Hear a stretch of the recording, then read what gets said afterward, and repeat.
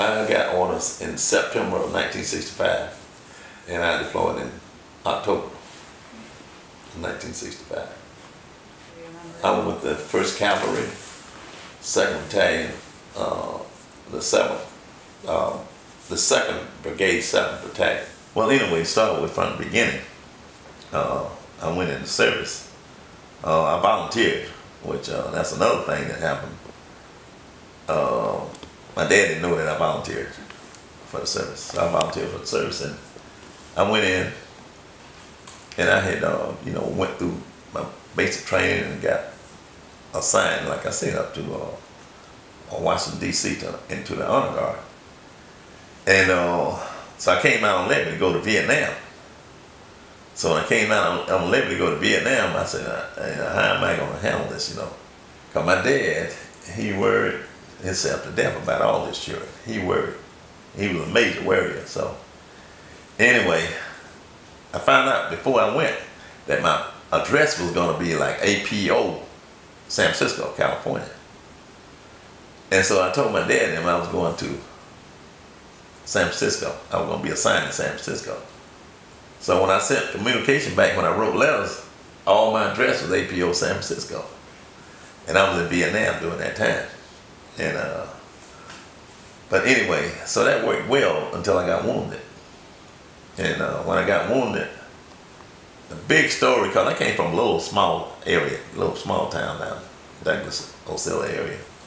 So anyway, I came out and I was on the front page of a cover of a magazine, wounded. I think it was Life magazine, but I'm really not sure. But it was on the front cover. And I was wounded. And like I thought my dad was going to have a fit. He did. I don't know how he saw the magazine, because we didn't take a magazine. He was too poor to take a magazine. So it wasn't that we took a magazine. I'm thinking it was somebody asked him, would that be in the magazine? And that's how he found out. And then they had my daddy there to talk to me on the phone. And was that you I saw? I said, yeah. I said, that was me. I said, I got wounded. I said, but I thought you wasn't in Vietnam. And he went on, and I told him, I said, yeah, I said, I was in Vietnam. And but I didn't want you to worry about me. I said, but I'm back now. And when you gonna be home? I said, well, I got a few days left in the hospital, and I'll be home after that. So, which I was in the hospital, I guess, for about 4 more months after that. And before I could go home. Yeah. But you have to understand, when you're young, you feel like you can conquer the world anyway. And the whole thing was, even though it was a lot of danger, you just didn't feel like that was going to affect you if you ended up there. And matter of fact, when I went, I promised myself I'm going and I'm coming back, walking. And I wasn't necessarily walking when I came back, but I came back and I walked later, So the real operations, when you go out and look for the enemy, through the mountains and the fields and the jungles. The operation was crazy, because you're always taking on fire if you crossing the enemy. You taking on fire, and what was crazy about it though, really we couldn't fire back unless we was if we was given the orders to fire. Well, that was crazy. But anyway, we you return fire in many cases, but in many cases you didn't know where the fire was coming from, because the snipers shooting at you. Well, no, it was the jungle. You had the rice paddies that you had to negotiate all this stuff. You had to negotiate the jungle. You had to negotiate the rice paddies, and which many times, if you got a sniper, you got guys falling around you, and you don't know where the round coming from. So if you don't know where the round coming from, you don't know which way to go. And especially in the rice paddy, because the rice paddy is open field. No, I went there in October and I got wounded in January. Okay. That was just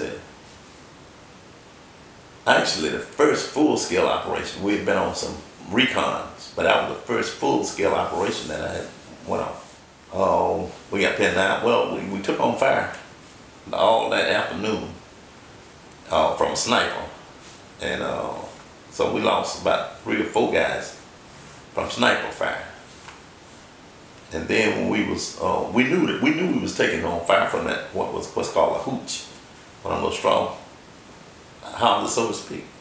And so we knew we was taking on fire. So when we called in airstrikes, and obviously that wasn't what we took the fire from. It was a tree that was in that little complex that he was in, because you know when we called in airstrikes, they destroyed the hooch that was in. Matter of fact, when we got there, the hooch was burning. But in the meantime, we lost about 3 or 4 guys before we got to that hooch, before we could take it on. But when we got there, we got pinned down. We thought it was a sniper, and we were surrounded. When we stayed in it all night, we was taking on fire. We had call in airstrikes that was all around us all night long. And the next morning, we called in airstrike. Well, no, we didn't call in that airstrike. The next morning, I guess about midday, it was a guy that was pinned down in there with us by the name of Lawson. He pulled a red smoke grenade and threw it on the inside of the perimeter. Well, red marks the enemy position. And the chopper or the artillery, whatever it is, that's what they concentrate their fire at. And that's exactly what he did.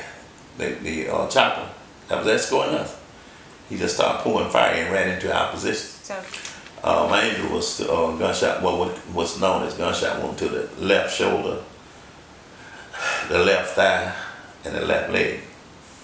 It was a lot different when you ran maneuvers in the state than running maneuvers over there. Because when you ran maneuvers over there, you shot at the target shot back at you. You know what I mean? And in the state, it was fun. And we used to run maneuvers, you know. That wasn't no fun. Anybody tell you they were getting shot at or in a war zone and say they wasn't scared, they lying to you, probably. Either that or you gotta wish to die. I don't know what that I came back alive and virtually pretty much well. Yeah, I consider myself very fortunate. So, and you know, you have repercussions after that. And when you're in something like that, that's why this deal called PTSD and stuff, you know, that's because people that still see a lot of it, and that does happen, you know. You know, I think a lot of things as far as we're concerned, as far as veterans, as far as the country is concerned, it's going to always be a need for us to defend our country and our way of life, which is our freedom. It's always going to be a need for that. And so it's always going to be, to a degree, we're always going to be defending the homeland, so to speak. And that's never going to change. And so that was really no different. I think that,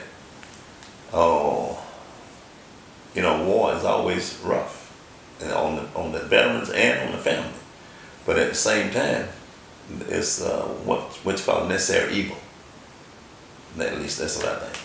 Because I figure if you don't stop the aggression on the outside of our borders, well, guess what? Eventually it's going to come on the inside, right? That's exactly what's going to happen. I mean, Vietnam veteran was treated, well, actually less than dog, because I remember seeing a sign at when I was at Fort Jackson over there. Somebody had a sign on their lawn that said, "Soldiers and dogs keep off the lawn." You know? And then when we came back, well, I didn't have to put on civilian clothes because I came back on a stretcher. But the guys that was walking, they couldn't come back in uniform. They had to put on civvies to keep them being taunted in the airport and places where they went. Yes, it was very difficult, because here you are, you put your life on the line to defend your country and defend freedom, and the very people that you are defending think less of you than an animal, you know? Because I know that we had the wherewithal to destroy Vietnam in every way. We had the equipment to destroy it totally, which we didn't do. And then at the same time,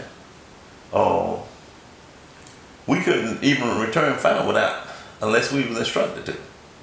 I mean, you taking on fire, and everybody hollering, hold, and well, not everybody, your leader hollering, hold your fire until you giving orders to fire. So yeah, that was, to me, a war is a war, and when you take on fire, you return fire. And of course, in many cases we did what we were told not to or not. We take on fire, we fire back.